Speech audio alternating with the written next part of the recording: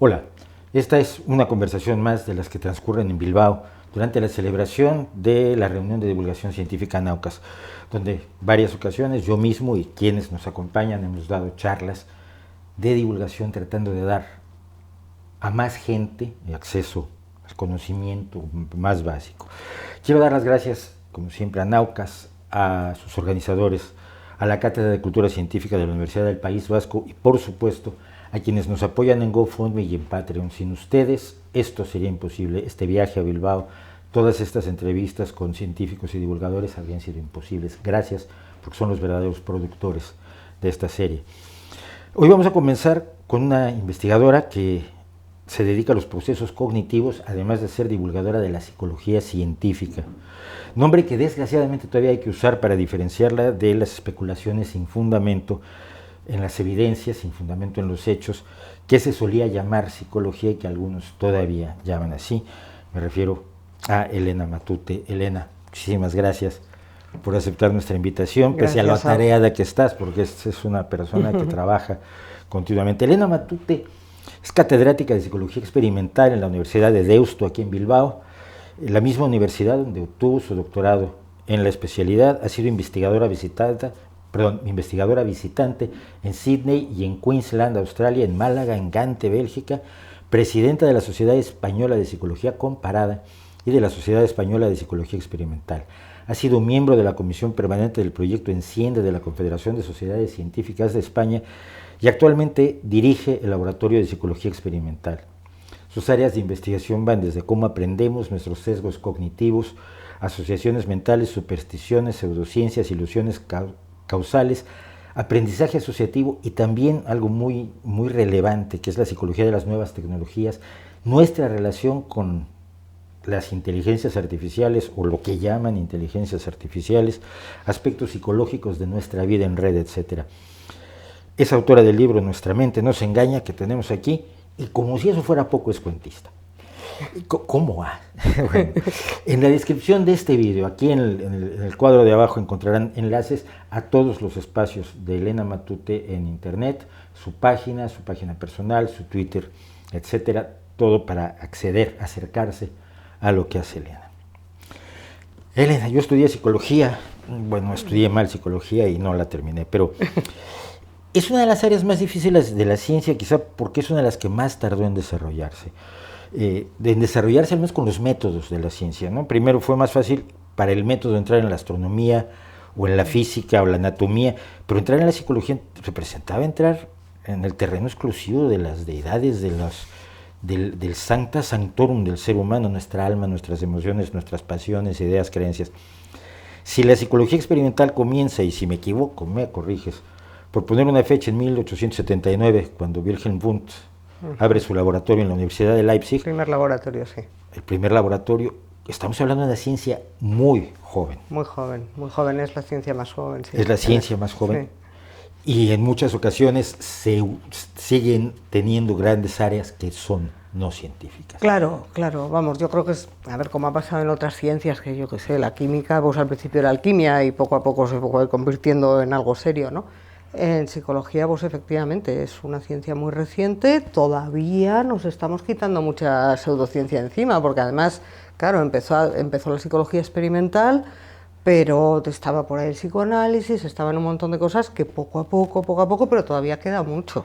No, queda mucho. Yo hice un video sobre psicoanálisis en la serie del Arriba Desnudo, donde me han puesto de todos los colores del mundo, sobre todo el sector lacaniano, que sigue siendo el más fuerte en lugares como Argentina y Francia, cosa que a mí me alucina, porque he leído a Lacan.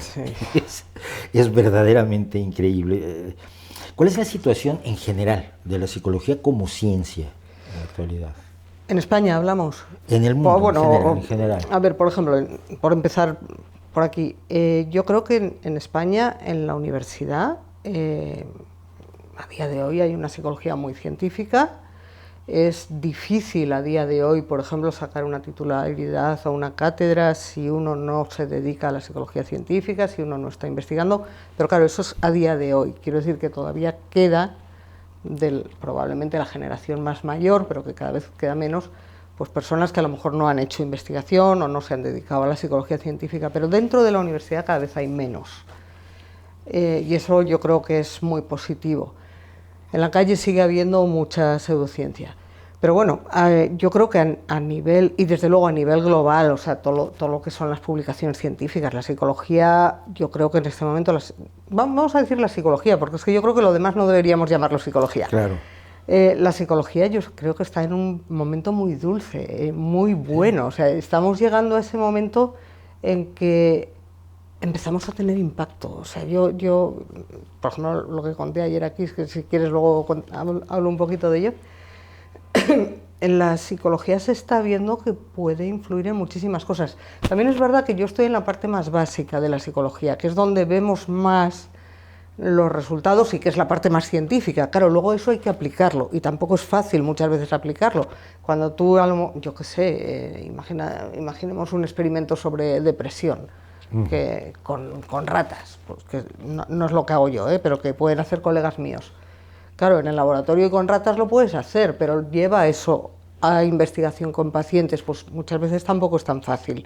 Claro. O tú puedes hacer un experimento donde detectas una relación de causa-efecto en laboratorio, pero claro, no la puedes llevar, tú no puedes en la calle provocar ni una depresión ni nada que se le parezca. Claro.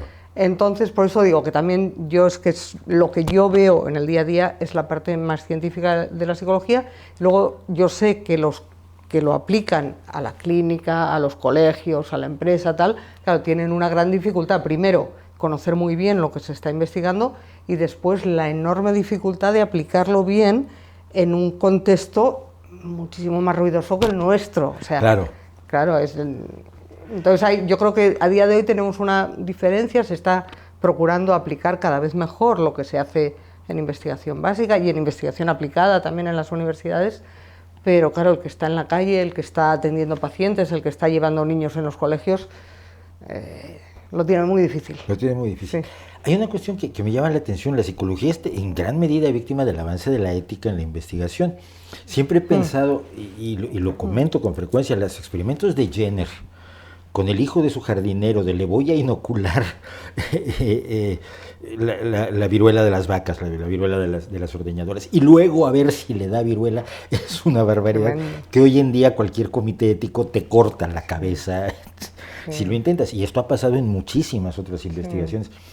Y la psicología llega a ser ciencia precisamente cuando tiene además todas estas limitaciones de orden ético. Sí, ese es un tema súper importante y yo me voy dando cada vez más cuenta, ¿no? Además, fíjate, es un tema con el que yo empecé, yo cuando hice mi tesis, estuve trabajando en un problema que había entonces que era indefensión aprendida, que se había desarrollado inicialmente con perros, que además con perros pues callejeros, en Estados Unidos, Seligman, Obermeyer, Mayer, y en los años 60. Entonces, estos autores lo que demuestran es que a un perro que les pones a situaciones incontrolables, que en aquella ocasión eran descargas eléctricas, les pones a situaciones incontrolables durante un periodo de tiempo, llega un momento en que el perro ya ni siquiera hace nada por evitar esas descargas, se queda tirado en una esquina gimiendo y aunque le des la oportunidad de escapar, ya ni escapa. Entonces eso lo plantearon como un modelo de la depresión humana, en laboratorio, un modelo animal que era muy bonito porque efectivamente te está diciendo, oye, mucha gente que está deprimida puede deberse a que están siendo expuestos a una situación incontrolable, ¿no? Y bueno, luego había grupos de control que también recibían las mismas descargas, pero sí las podían controlar, ahí estaba la diferencia. Este no la puede controlar. A ver, este perro recibe la descarga y la apaga. Cuando es capaz de encontrar cómo apagarla, presionar esta tecla, lo que sea, este perro la apaga, pero apaga su descarga y la de su compañero que está en otra jaula. Con lo cual, la única diferencia entre ambos es que este tiene control y este no. Reciben la misma descarga, la misma intensidad, el mismo número de descargas, todo. Y el que acaba deprimido y sin intentar escapar y gimiendo en una esquina, que es tremendo, es este otro, es el que no tenía control. Entonces, son unos experimentos tremendos, muy bonitos, que te hacen ver lo que es la depresión, pero que claro, se hicieron en los años 60. Llegó un día en que los propios investigadores, yo hablé bastante de esto con Obermeyer en aquella época, los propios investigadores ya, a Obermeyer, por ejemplo, llegó un momento que ya su comité ético no le dejó seguir por ahí. Claro. Claro. Ni siquiera con ratas, porque otros investigadores seguían haciéndolo ya con ratas, no con perros, pero sí con ratas. Obermayr, por ejemplo, le cortaron enseguida. Claro, cuando yo llegué a hacer mi tesis, finales de los 80, a mí lo que me parecía muy bonito era hacerlo con humanos. Pero claro, yo no iba a ir a descargas eléctricas. Claro. Pero, bueno, la forma en que yo estaba haciendo la tesis también, pues con un ordenador de aquellos primitivos que lo programaba yo misma, pero decía, bueno, si les pongo bueno, se había hecho ya, no era invento mío, con un pitido muy desagradable, pues podemos hacer algo más suave, pero equivalente a una descarga, ¿no? Un pitido que muy agudo. Y entonces que tengamos un humano que intentar apagar el sonido y tiene control sobre él, y que cuando lo apaga se apaga el de su compañero, y le pongo otro sonido y lo apaga y se apaga el de su compañero, y están expuestos a la misma situación incontrolable. En teoría, eso debería dar lugar a indefensión, lo llamaban indefensión aprendida. Debería dar lugar a indefensión en el humano que no tiene control. Pero yo no encontraba eso, yo encontraba superstición. Quizá por la forma en que yo lo estaba... A ver, yo la forma en que lo estaba haciendo, pero yo lo había sacado de la literatura, no me lo había inventado todo. Había cosas novedosas, pero otras estaban basadas en cosas previas. Con un ordenador de aquellos primitivos, yo les decía, mira, tú... Y además la gente, claro, entonces no sabía ni darle al botón de encendido, entonces todo era mágico. Yo le decía, mira, tú tienes que encontrar la forma de apagar el pitido. Entonces había uno que tardaba 10 segundos, o 20, o 3, y os iba apagando, iba a encontrar la forma de apagarlo, que podía ser la tecla tal, y el otro, claro, como los pitidos se apagaban cuando aquel lo apagaba, había algo que le coincidía, y entonces como le coincidía, lo volvía a repetir, y volvía a coincidir, y lo volvía a repetir, y volvía a coincidir, y se metía en un bucle totalmente supersticioso, que por cierto, era muy parecido al que había descrito Skinner en la superstición en la paloma. Entonces, bueno, yo por eso lo llamé indefensión y superstición, tal y cual. Pero, o sea, yo lo que venía a decir es que la superstición y la indefensión eran como los dos polos de lo mismo. Pero también es verdad que había un detalle, y vuelvo a lo que me has preguntado de la ética, había un detalle crucial. Yo no estaba usando descarga eléctrica. Con humanos no podíamos usar estímulos muy aversivos. Seligman decía que daba igual, que lo importante era el control. Ajá. Pero estaba claro que, por lo menos con los estímulos que usábamos en humanos, no encontrábamos indefensión. Que la intensidad y la aversión del estímulo influían. Claro, entonces la ética, que efectivamente no puedes hacer barbaridades, porque la gente me decía, o las críticas me decían, claro, tú estás diciendo que no hay indefensión, que lo que hay es superstición, pero vete a un campo de concentración, a ver. Es el ejemplo. Claro. El ejemplo que se nos viene a la cabeza de inmediato. Claro. ¿No? La gente que se dejaba llevar a la humillación total, y que uno desde fuera, además muchas veces decimos, ¿por qué no se levantaron? ¿Por qué no hicieron? En el campo de concentración en el campo es indefensión. Y era una indefensión aprendida así. Ahí hay un riesgo. Yo que recuerdo, yo tuve graves problemas porque yo tuve como profesores a conductistas radicales cajanegristas de la gente de Rubén Ardila y demás. Y yo era un aficionado enorme a la etología, y yo leía a Konrad Lorenz y a Ibe Leibesfeld y a toda esta gente, y entonces entrábamos en un choque total. La genética no importa, pero ¿cómo no va a importar? ¿Cómo no va a importar? Es decir, y probablemente ellos no lo pensaban, pero te lo decían en clase, y uno como alumno estallaba. Bueno, acabó muy mal la cosa.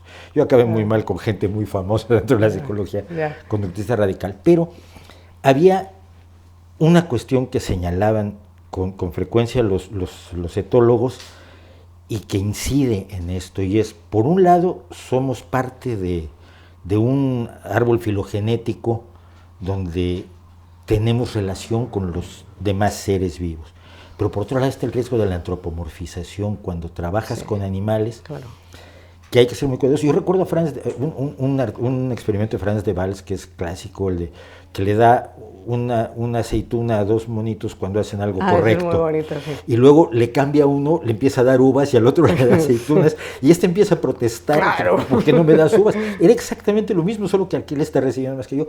Y de Waals decía... Porque a este le pagas el doble, ¿no? Claro, y de Waals decía, esto es Occupy Wall Street.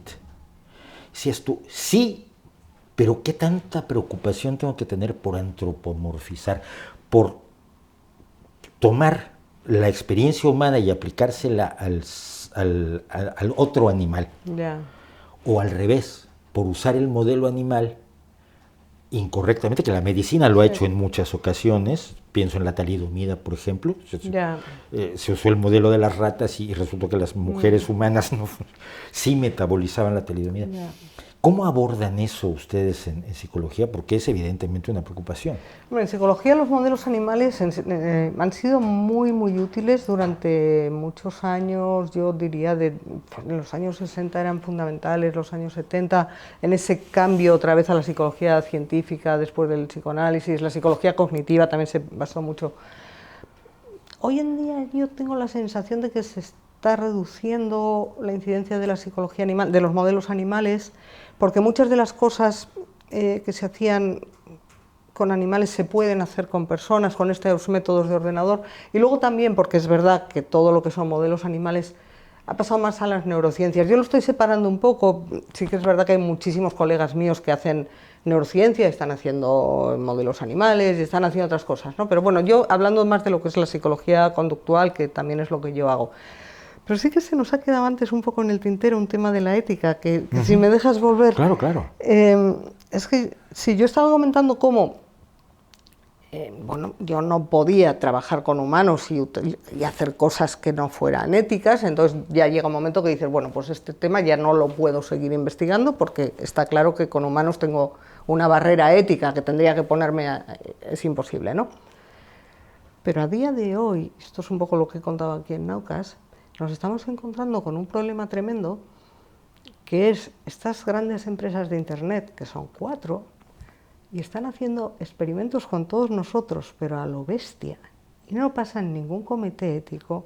O sea, al final están metidos psicólogos, psicólogos muy buenos, que están haciendo experimentos de modificación de conducta, de modificación de emociones, de capturar nuestra atención, ¿sabes? El experimento clásico del gorila, todo esto. Están haciendo barbaridades que en la universidad ni soñamos con poder hacer. Vamos, es que no es que yo diga, ay, es que el comité ético no me lo va a pasar, no, es que ni se me pasa por la cabeza hacerlo, lo que están haciendo.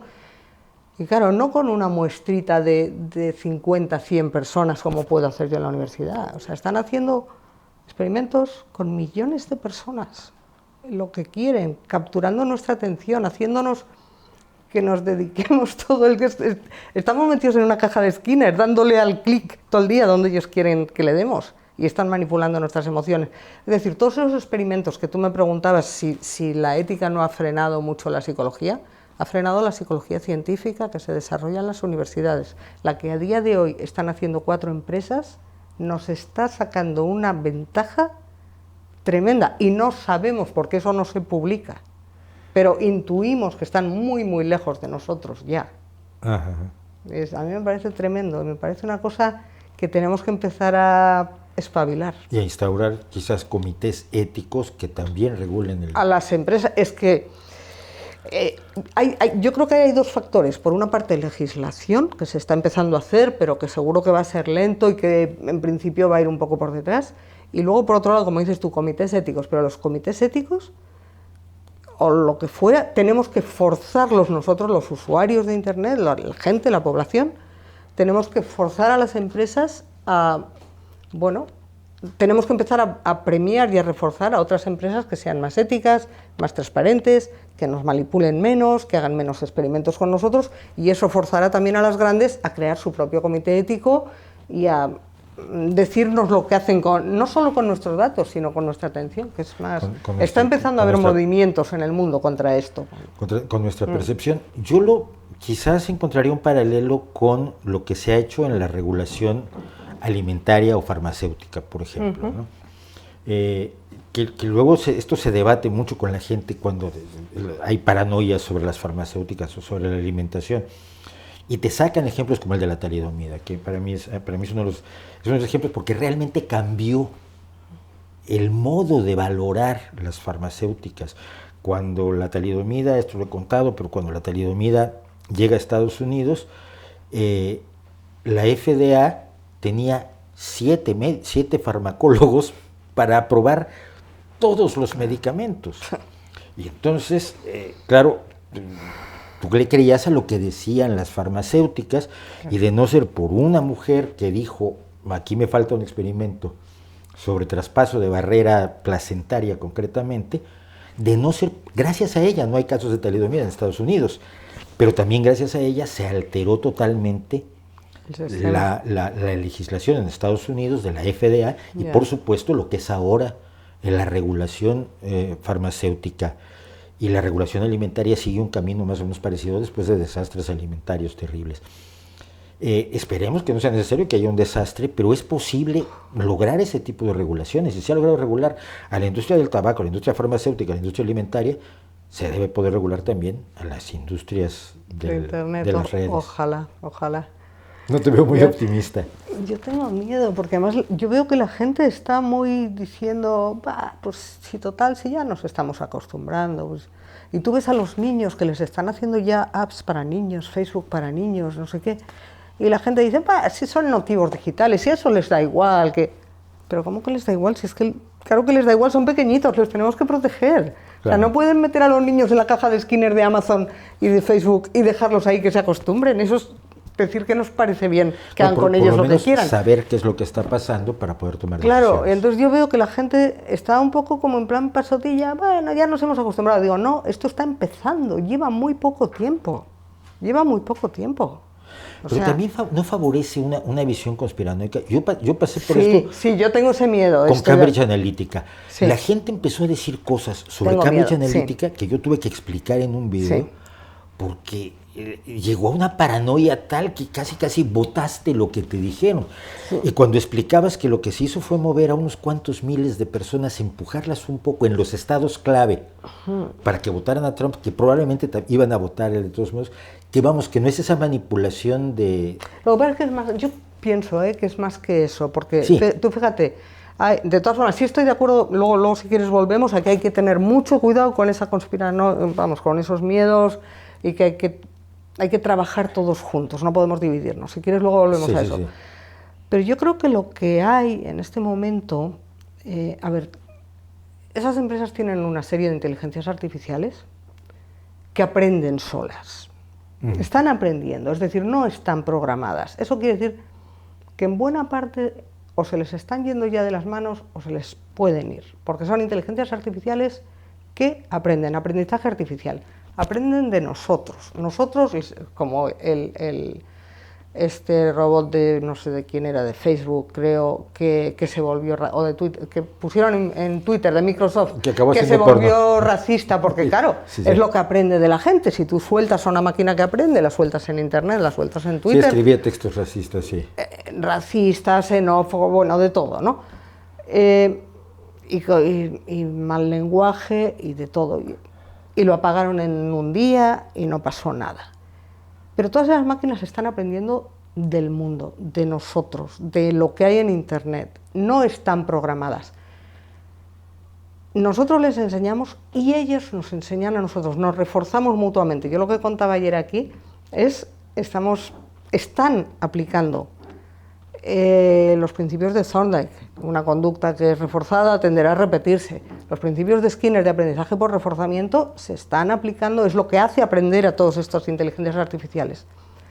¿Qué ocurre aquí? Que al final no hace falta ni que el algoritmo sea malvado o tenga pretensiones, no es necesario, ni que su jefe tampoco, porque su jefe simplemente le dice, mira, tú lo que tienes que aprender, lo que tienes que conseguir es que tengamos cada día más humanos durante más tiempo en nuestra web haciendo clic en la palanquita, en los anuncios. Eso es todo, y ahora tú aprende. ¿Y quién está ahí aprendiendo? ¿Quiénes son esos algoritmos? Pues por ejemplo AlphaGo.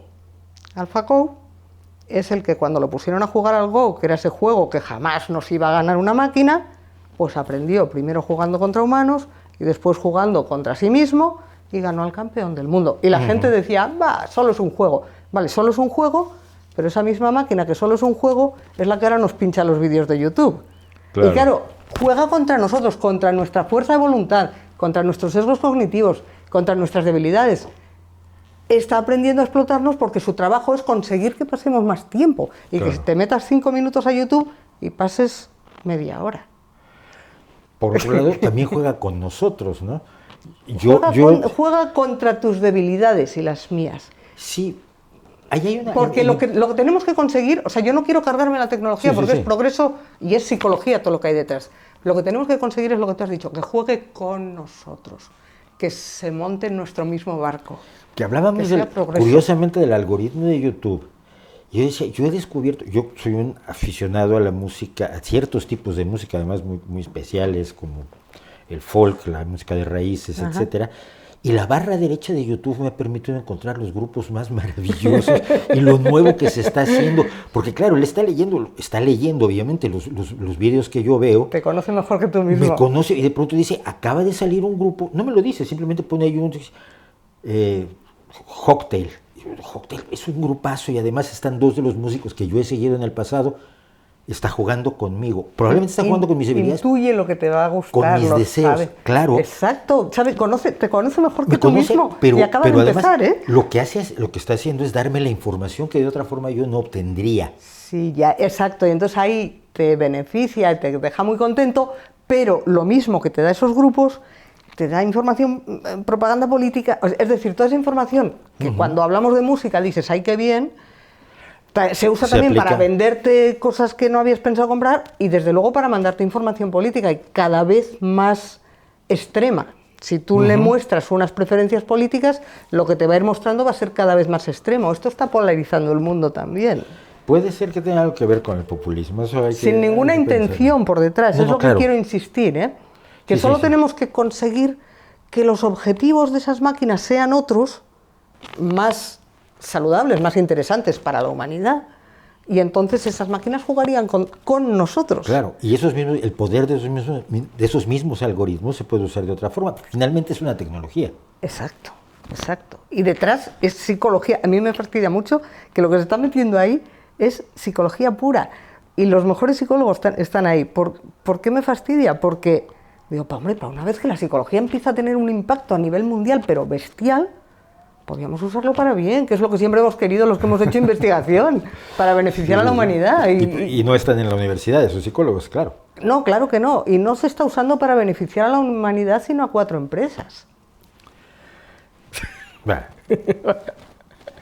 Vamos a una pregunta que haces tú. Alguna vez hablamos incluso de esto, de la ilusión de control.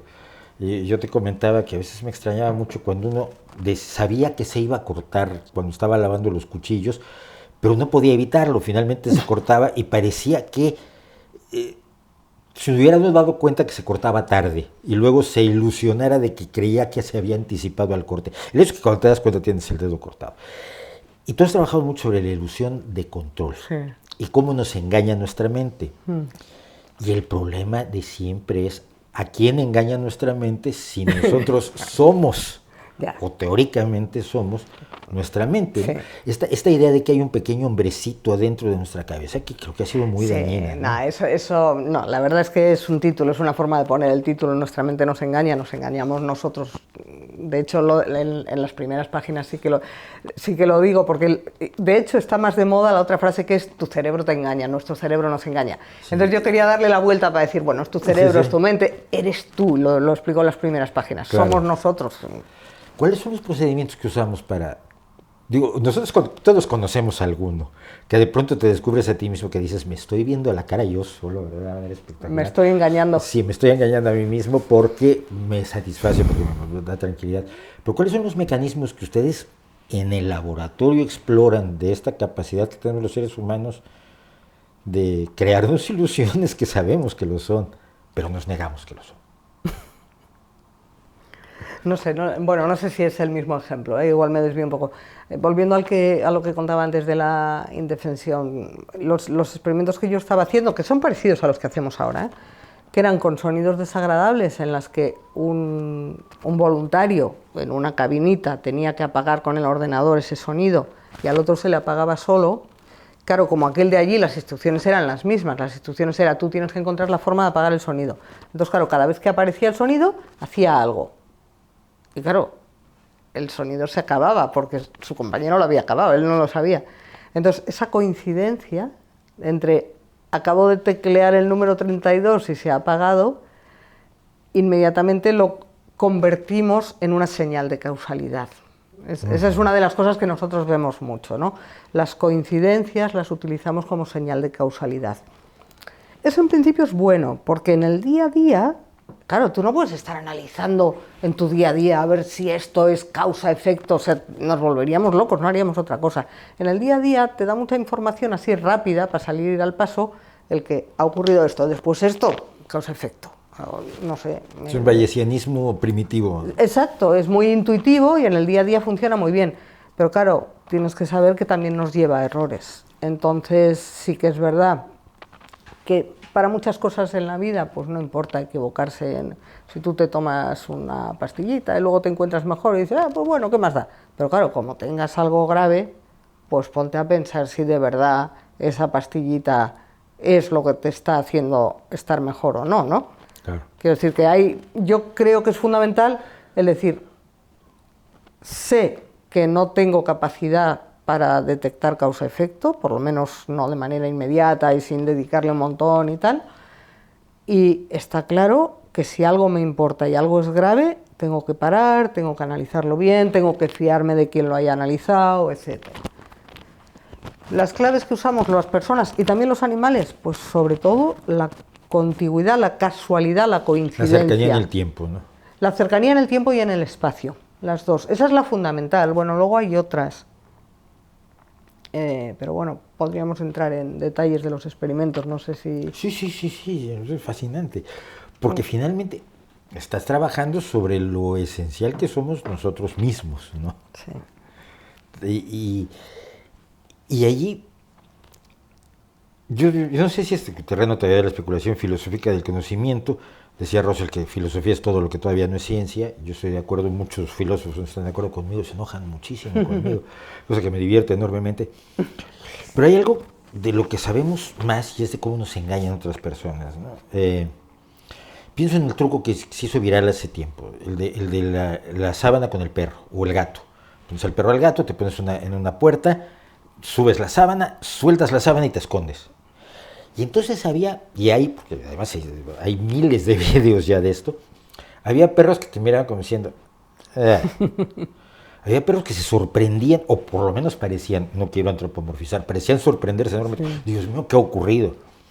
Había otros que salían corriendo atrás de su amo porque sabían perfectamente que había entrado por la izquierda de la puerta. Y otros que daban la espalda y decían, mira, a mí no me molestes con tus tonterías. ¿Qué tan parecidos somos nosotros a esos varios ejemplos de animales con el famoso ejemplo de la sábana? Porque además había gente que se frustraba. Mi perro no se sorprendió, me mandó el demonio cuando desaparecía atrás de la puerta. Yo creo que somos bastante parecidos en eso, ¿no? Bueno, y en cantidad de cosas. Claro, es que también según qué procesos estemos estudiando, lo que sea. La verdad es que la rama de la psicología a lo que yo me dedico toma mucho del aprendizaje animal. Yo estudio muchísimo aprendizaje animal y me he preocupado de aplicarlo a la especie humana, ¿no? Entonces, claro, yo veo una continuidad tremenda. Yo ahora mismo vengo de un congreso, del Congreso de Psicología Comparada, que eran los 30 años de la sociedad, y es precisamente la comparación de los procesos en las diferentes especies y la continuidad de las especies. Yo diría que somos muy parecidos. Fíjate, muchas veces, es que me estaba acordando, la dificultad está para nosotros en conseguir adaptar el método del experimento, la tarea a realizar, para poder estudiarlo en una especie diferente. O sea, yo recuerdo algo que yo estaba estudiando hace muchos años que se había hecho con animales y nos estaba costando una barbaridad hacerlo con humanos, pero no a nosotros, sino en general, la gente en el mundo.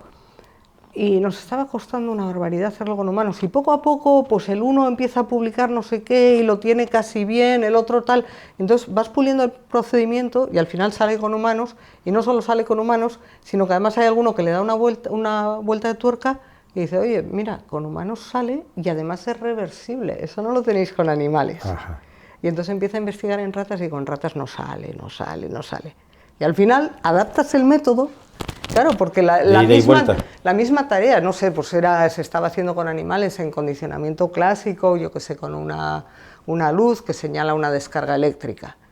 pero en cambio en humanos eran pues videojuegos muy sencillos en el ordenador. Entonces tenemos una vez más una diferencia parecida a lo que te contaba antes.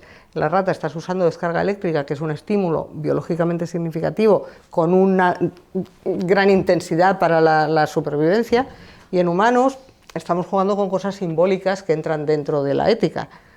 Una luz que predice que va a aparecer un triángulo en el ordenador, por decir algo. Es que claro, en ambos casos estamos hablando de predicción, pero en este caso estamos prediciendo cosas que son neutrales, que es pura cognición, asociar estos dos. Sí, que no te juegas nada. Mientras que en esto otro hay una respuesta incondicionada, hay una emoción, hay muchas más cosas. Entonces es cuestión de adaptar los procedimientos, conseguir, que era muy difícil en aquel momento, tuvimos que darle muchas vueltas, cómo hacer para hacer el mismo experimento con estímulos neutrales en ratas, y al final te acaba saliendo. Bueno, nos acabó saliendo, que nos pusimos muy contentos, ¿no? Pero, claro, gran parte muchas veces dicen, no, es que en humanos, los humanos eran capaces, este proceso era reversible. Claro, pero es que en ratas nunca se había probado con estímulos neutrales. Cuando al final te das cuenta de que el truco está ahí, o que puede ser que tienes esa variable confundida, sí. Y dices, mira, pues cuando haces estímulos neutrales también es reversible con ratas. Ajá. Ya no hay tanta diferencia. Entonces, bueno, por supuesto no voy a decir que no hay diferencias, pero que muchas veces es porque no las hemos investigado del todo bien. Claro, y porque el control de variables sigue siendo el amo de la investigación en prácticamente sí, no, todas las áreas. En psicología además lo que tiene esto, a ver, a mí me encanta, pero es verdad que en el laboratorio, en la psicología básica, tenemos que simplificar a tope. Claro. Simplificamos mucho. Hablamos de triángulos y cuadrados en un ordenador, hablamos de fichas médicas ficticias que mostramos a nuestros voluntarios, que les decimos que se imaginen que sean médicos. Es todo muy alejado de la realidad. Además, el ser humano más estudiado... Tengo que reconocer eso. Claro, sí. Y además el ser humano más estudiado es el estudiante medio universitario, como decían en Estados Unidos. Es decir, la gran mayoría de sus sujetos de investigación son estudiantes universitarios medios. Efectivamente, eso podría ser un problema. Sí. En Estados Unidos se han reído mucho, por lo menos, del asunto. Sí. Además, bueno, ahora, a ver... Soy consciente de que hay un problema y que muchas veces al aplicarlo deja de funcionar. Es verdad que hoy en día la cosa es un poco mejor porque investigamos bastante por Internet y en principio en Internet te puede entrar cualquier persona, tú ya no controlas quiénes son, qué edad tienen, si están, a la vez que hacen tu experimento, están viendo la televisión, son experimentos muchísimo más ruidosos. Sí. Entonces, si a pesar de que sean mucho más ruidosos, consigues replicar el mismo fenómeno, por lo menos te da una tranquilidad de, bueno, esto parece que con estos estímulos muy controlados y muy básicos se replica en la población general. Claro. Tampoco podemos decirlo 100% seguro, porque es verdad que, bueno, que gente entra en nuestros experimentos en Internet. Claro, yo he participado en varios. Claro, ¿qué gente entra? Pues igual no es la población general, no es la población general, pero nos da una mayor generalidad. A la gente le gusta creer que los psicólogos saben más de lo que saben. Sí. Les gusta creer. Sí, y porque es una fuente también de tranquilidad y de sensación de control, por volver a uno de los temas. Sí, es verdad. Si los psicólogos saben más de lo que saben, entonces yo puedo estar más tranquilo. Hay experimentos o presuntos experimentos que han dominado el imaginario de la gente. Estoy pensando en Stanford, estoy pensando en la tercera ola. Estoy pensando en estos experimentos que al parecer revelaban verdades tremebundas sobre el ser humano en sus relaciones sociales, revelaban cuestiones sobre el experimento de las prisiones de Stanford en concreto, y que a la hora que entramos en profundidad en esos experimentos no es lo que parece ni como nos los habían vendido, y sin embargo siguen dominando el imaginario. Está habiendo muchos problemas para replicar esos experimentos, como sabes, y... A ver, por una parte, yo creo que es bueno, es decir, en psicología estábamos hasta hace poco pues diciendo, tenemos ya una psicología científica, lo único que tenemos que hacer es que ya poco a poco que vaya muriendo la psicología precientífica, esto ya está controlado. Y de repente pues nos empezamos a dar cuenta que empieza a haber experimentos que no se replican y que hay bastantes. Y por otro lado, también es verdad que cuando se empieza a detectar todo esto, empieza a surgir dentro de la psicología algo que yo creo que es muy novedoso en ciencia y que está marcando lo que probablemente, ojalá, sea el futuro. No digo que sea toda la solución, pero sí una buena parte de la solución de cómo evoluciona y tiene que evolucionar el método científico, ¿no? Entonces estamos detectando cuáles son los problemas, a qué se están debiendo y cuáles serían las formas de solucionar. Entonces, por ejemplo, se está tendiendo, todavía no se ha conseguido del todo, pero se está tendiendo al preregistro de los experimentos, por ejemplo. O se está tendiendo, por supuesto, a los datos en repositorios. Hay, por ejemplo, un sitio que es el Open Science Framework, que surge de la psicología, y yo creo que ahora hay ya gente de otras ciencias metidos y tal, donde ya pues puedes poner no solo los datos de tu experimento, sino también en nuestro caso el software que hemos utilizado, los programas de ordenador que hemos utilizado para hacer el experimento, las instrucciones que hemos dado a los sujetos, o sea, todas las cosas que deben acompañar al artículo científico para que eso se pueda replicar, porque era uno de los problemas que había, que tú ibas a replicar una investigación que había hecho fulano y dices, uy, ¿qué instrucciones habrá dado a los sujetos? Sí, claro. Y se las pedías y eran de hace 20 años y, uy, pues... Bueno, igual no es aplicable, claro. Pues no me acuerdo bien de qué instrucciones les dimos. Bueno, nosotros la verdad es que nosotros en nuestro laboratorio llevamos un control desde siempre de las instrucciones, todo. Entonces ahora lo único que hacemos es colgarlo en este repositorio para que sea público y quien quiera lo pueda replicar, ¿no? Los datos, el software, las instrucciones, todo.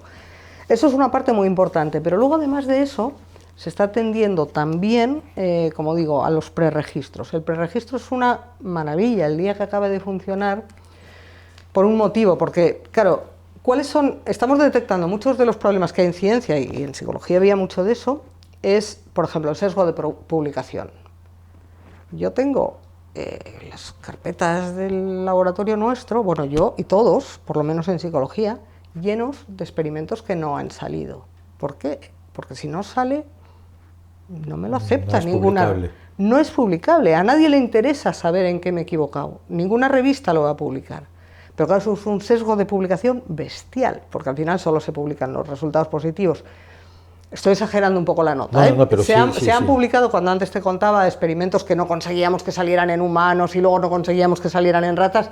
Vale, sí se publicaba el no me ha salido, pero tenías que tener 10 experimentos no me ha salido, todos buscando, cambiando un detallito, cambiando otro detallito, demostrando que lo habías hecho súper bien y a pesar de todo no salía y entonces te lo publicaban. Y si no tenías eso, mejor que lo guardaras en el cajón porque no se iba a publicar. Claro. Entonces ese es un sesgo fundamental, que es que no interesa saber en qué te has equivocado o por qué no te ha salido.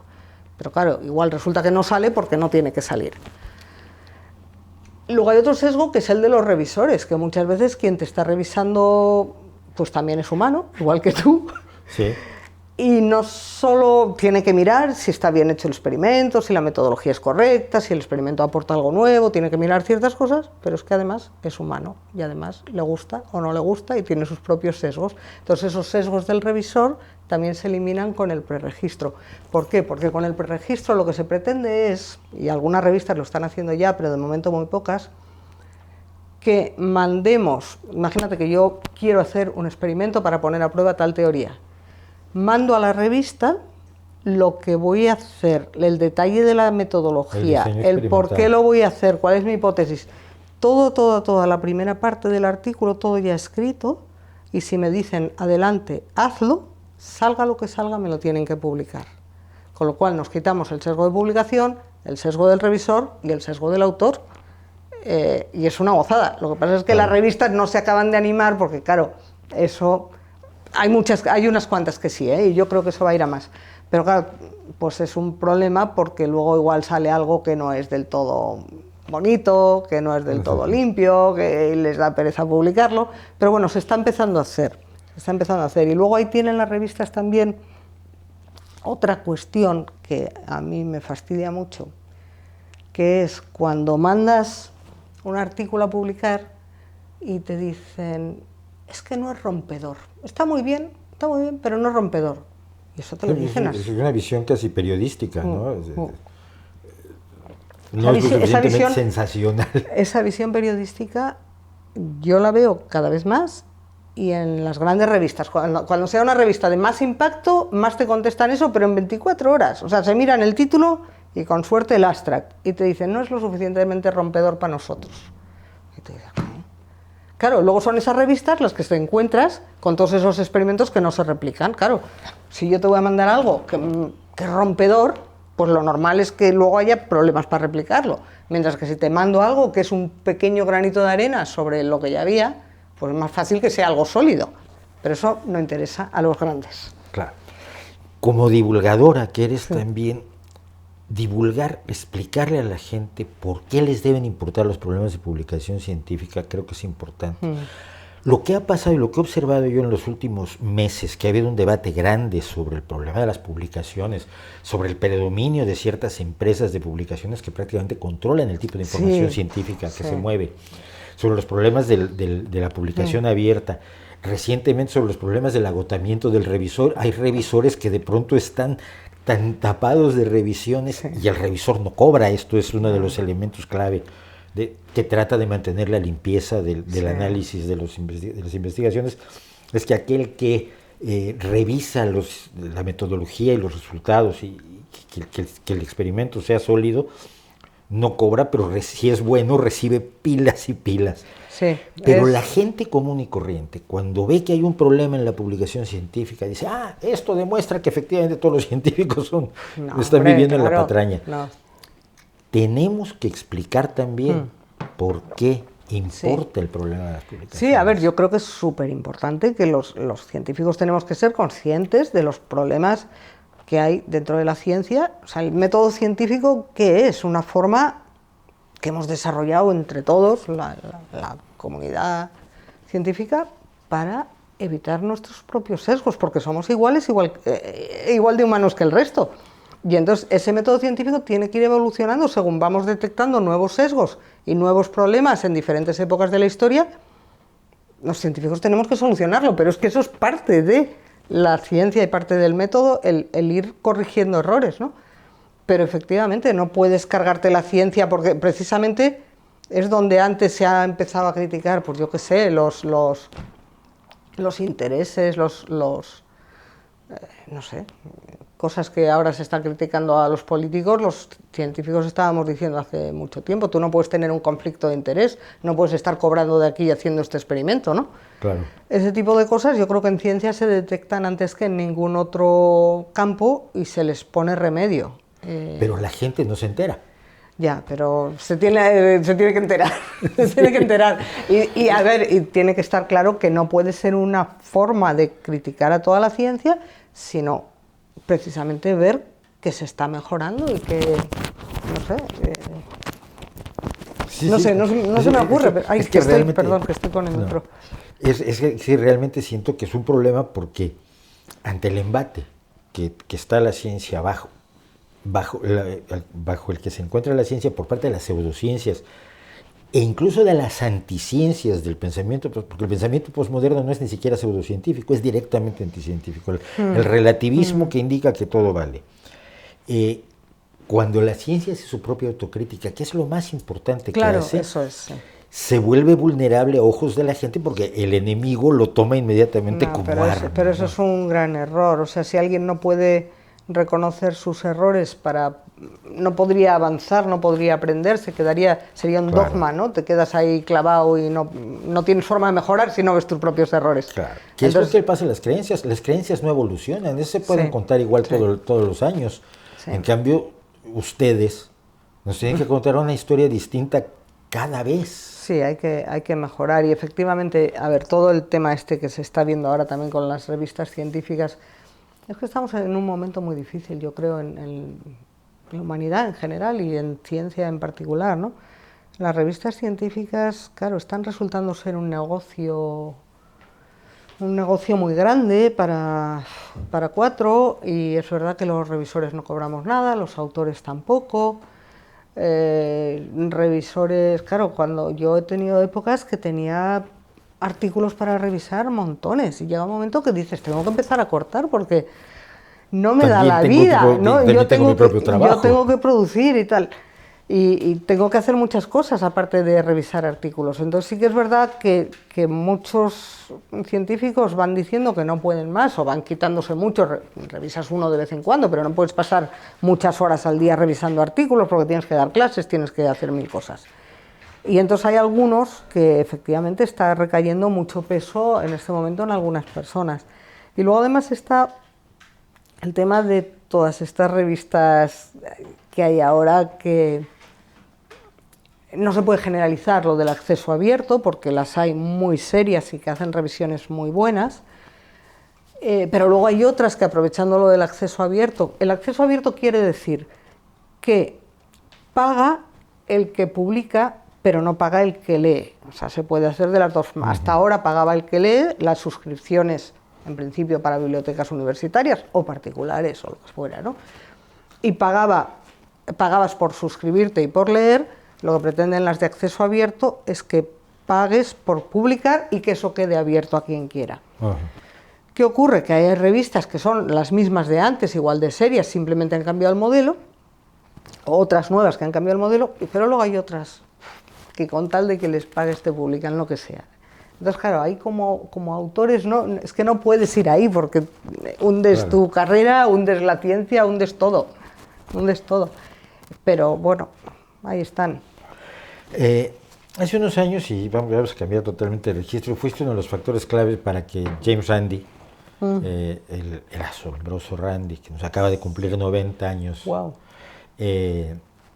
visitara Bilbao y estuviera con tus alumnos. Sí. Yo estuve presente en la reunión con tus alumnos. ¿Cuál es tu interés ante primero, a ver, para quien no lo conozca, y me parecería horrible que alguien no lo conozca, a James Randi es un gran mago, fue el gran heredero de Houdini como escapista, luego se dedicó a desmontar pseudociencias, su gran enemigo por supuesto fue Uri Geller, pero desmontó muchísimas patrañas, sobre todo aquellas que utilizaban a la magia espuriamente, ¿no? La magia te dice: yo te voy a engañar, y te engaña. Exacto. Y cuando te engaña eficazmente te asombras, ya está. Y a veces te cabreas. Pero a veces te cabreas. Yo hay magos a los que digo y lo mato. Directamente, esto no me lo puedo estar haciendo. A mí me parece muy bonito. Sí. Y Randi lo que detestaba era la gente que utilizaba los trucos de la magia para decir que tenía poderes, que tenía capacidades, y después recaló, como ha pasado con todo lo que fue el escepticismo, en la lucha en contra de las pseudomedicinas que están matando seres humanos. ¿Cuál es tu interés en Randi? Aparte de que sea un tipo entrañable al que todos queremos perdidamente, porque sí, es cierto. Hombre, es que es...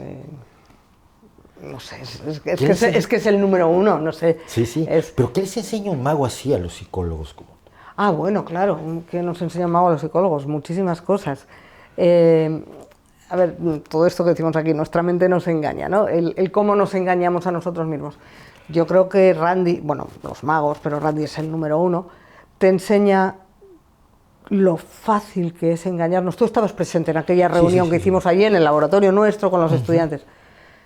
Le habíamos llamado para que nos enseñe. Sabemos que es un gran mago, sabemos que nos va a engañar, y a pesar de todo nos engañaba una y otra vez. Yo recuerdo, es que era alucinante.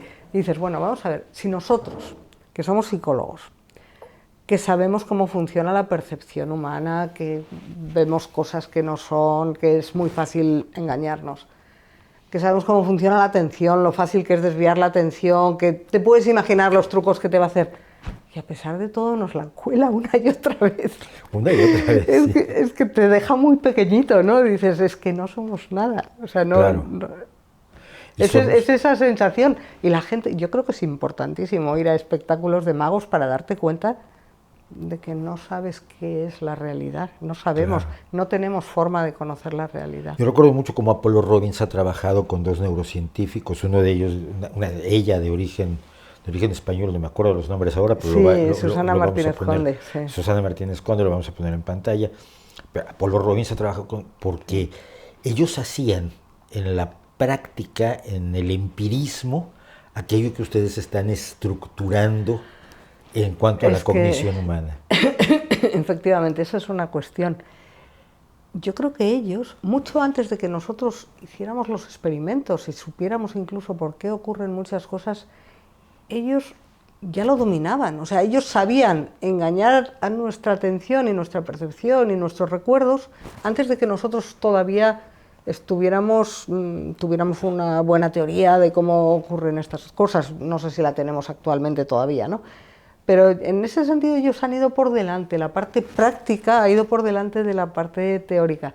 Yo creo que nosotros estamos, claro, todavía dando mil vueltas a las teorías de la atención, las teorías de la percepción, realizando experimentos para estar seguros de si es así, es asao.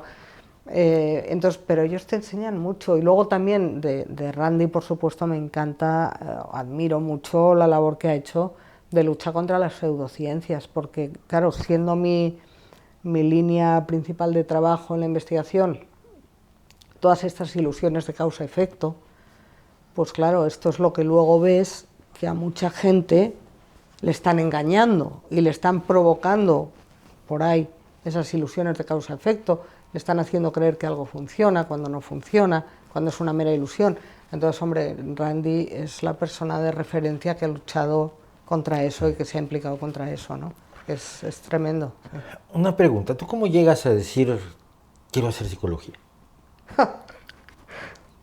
Pregunta muy difícil. Yo hice la presolicitud o la prescripción, o como se llame, en psicología y en bellas artes. A mí me gustaba mucho pintar entonces.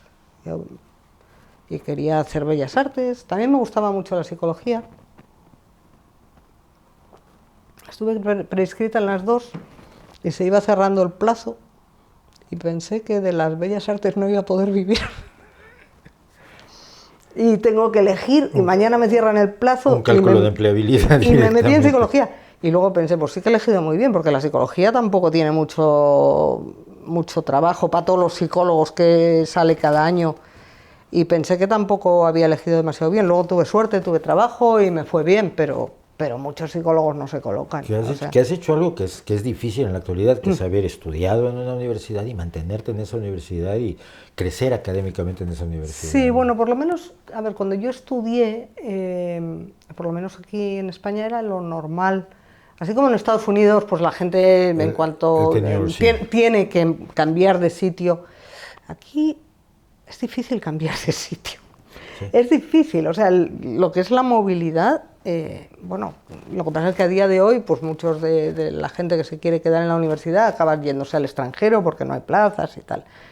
Pero hasta ahora, y todavía a día de hoy, si tú quieres entrar a una universidad, por desgracia, la forma más directa de entrar es hacer el doctorado en esa universidad y quedarte ahí. Y eso está muy mal, pero es así, ya ha sido siempre así. Está cambiando, empieza a haber plazas, ya sé que son de concurso público y me van a decir aquí que no, que se puede presentar cualquiera. Sí, se puede presentar cualquiera, pero qué casualidad que en un porcentaje muy alto entran los de dentro. Y la verdad es que cuando yo acabé la carrera, yo cuando empecé a trabajar yo no tenía ni el doctorado, entrábamos, o sea, jubiló un profesor, yo acababa de terminar la carrera con buenas notas. Y me dijeron, oye, ¿te interesa dar esta asignatura? Tampoco me contrataron así con jornada completa. Los primeros años yo estaba con muy poquitas horas sustituyendo a un profesor. Y entonces empecé a hacer la tesis poco a poco y entonces, bueno, pues vas mejorando en la universidad. ¿Y la docencia, ¿no? te atrapó? A mí me atrapó. Yo quería hacer investigación desde el principio. Lo que pasa es que no sabía si iba a ser posible. Es verdad que yo estaba contratada muy poquitas horas para dar clases y en mi tiempo libre yo investigaba. Yo hice mi tesis en el tiempo libre. No sé, o sea, quiero decir, a mí yo quería hacer investigación, no sabía si iba a ser posible quedarme o no. Estuve ayudando a un profesor y bueno, y fui investigando, haciendo lo que pude. No teníamos laboratorio entonces, aprendí a programar un ordenador. Bueno, pues era la forma de empezar entonces. Ahora ya pues hay grupos de investigación, hay laboratorios, hay... ¿Y la pintora sigue allí? Ocasionalmente La pintora volverá el día que me jubile, porque por hoy no tengo un segundo, pero tengo muchas ganas de volver a pintar. ¿Tienes tiempo para escribir cuentos? Muy pocos, creo que he escrito 2 cuentos en toda mi vida. Pero has publicado, hay gente que ha escrito 30 y tantos y no encuentra quién. Bueno, me gusta escribir, me gusta mucho. ¿Tiene relación lo que escribes con tu carrera o es...?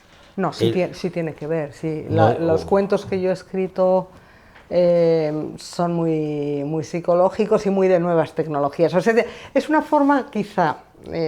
bueno, me gusta escribir, me gusta dar rienda suelta a mi imaginación, entonces hay cosas que en un artículo de investigación no lo puedes poner porque no tiene ninguna base, pero sí lo puedes poner en un cuento. Entonces, los cuentos son eso, un poco cosas que podrían pasar, hipótesis, ideas locas, pero que no tienen la más mínima base y las tengo que poner ahí. Elena, muchísimas gracias por haber conversado conmigo. Ya ves que no era... La intención es sobre todo que la gente sepa lo que hacen ustedes, porque la idea que tienen del científico, eso lo repetiré muchas veces, es que tú te levantas en la mañana, te vas a tu trabajo, te pones la bata, desentrañas los misterios de la mente humana y suena la campana de salida y te vas a tu casa a vivir la vida normal, cuando en realidad es otra sí, vida totalmente diferente y mucho más normal de lo que muchas personas se construyen como el referente. Vida absolutamente normal, de muchísimo trabajo. Lo cual también quiere decir que cualquier gente perfectamente común y corriente, no tiene por qué ser Stephen Hawking para ser físico, no tiene por qué ser Skinner o Lawrence. Está claro, está claro. Es cuestión de horas de trabajo, es meter horas, es meter horas sobre todo. Sí. Muchísimas gracias, Elena. Gracias a ti, Mauricio, por esta oportunidad. Gracias a Naucas, gracias a la Cátedra de Cultura Científica de la Universidad del País Vasco, gracias a quienes nos apoyan en GoFundMe y en Patreon. Y si aún no nos apoyan, apóyennos. Visiten nuestra página de Facebook, denle me gusta a todos los vídeos que les gusten. Y como digo yo, si no les gustan, recomiéndenos con sus enemigos, con la gente que les caen, díganles que vean El Rey va desnudo. Se trata de contar estas historias de la ciencia que busca entender el universo y especialmente una parte del universo tan peculiar como son estos peculiares primates que pretenden entender al universo, que somos la forma que tiene el universo de tratar de comprenderse a sí mismo, estudiar a los estudiosos, observar a los observadores para aprender cómo y por qué hacemos las cosas y quizás hacerlas cada día un poquito mejor. ¿No cree usted?